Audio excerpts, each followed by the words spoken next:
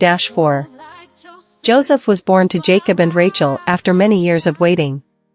He was Jacob's favorite son because he was the firstborn of Rachel, whom Jacob deeply loved. To show his special love for Joseph, Jacob gave him a beautiful coat of many colors. This made Joseph's brothers jealous because they could see their father loved Joseph more than them. Joseph's dreams, Genesis 37 verses 5 to 11. Joseph had two dreams that made his brothers even angrier. In the first dream, Joseph and his brothers were tying bundles of grain. Joseph's bundle stood tall, and his brothers' bundles bowed down to it. In the second dream, the sun, moon, and 11 stars bowed down to Joseph. When Joseph told his dreams to his family, his brothers hated him even more. His father, Jacob, scolded him but also kept these dreams in his heart, wondering what they might mean. Joseph sold by his brothers, Genesis 37 verses 12 to 28. One day, Joseph's brothers were tending sheep far away.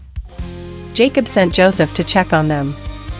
When the brothers saw him coming, they plotted to harm him. They stripped Joseph of his colorful coat and threw him into a dry pit. Later, instead of killing him, they sold Joseph to a group of traders heading to Egypt for 20 pieces of silver. The brothers dipped his coat in goat's blood and took it to Jacob, making him believe Joseph had been killed by a wild animal. Joseph in Egypt, from slave to leader, Genesis 39 verses 1 to 23. In Egypt, Joseph was sold to a man named Potiphar, an officer of Pharaoh. Joseph worked hard, and God blessed everything he did. Potiphar noticed this and put Joseph in charge of his entire household. But Potiphar's wife lied about Joseph, accusing him of something he didn't do, and Joseph was thrown into prison. Even in prison, God was with Joseph. The prison warden trusted Joseph and put him in charge of the other prisoners.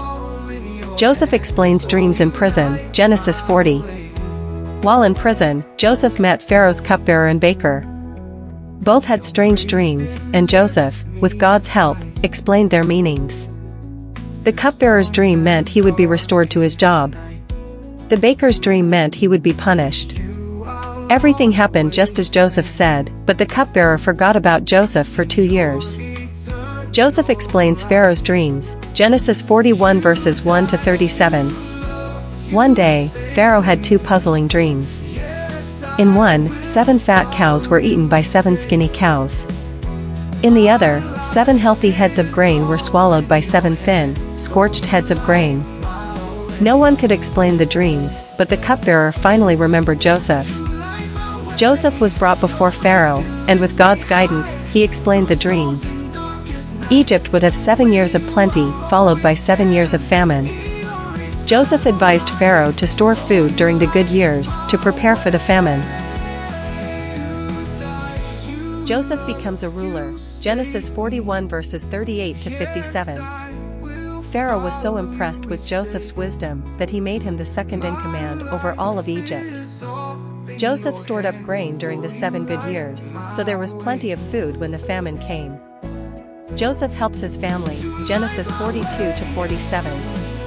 The famine affected many lands, including Canaan, where Joseph's family lived.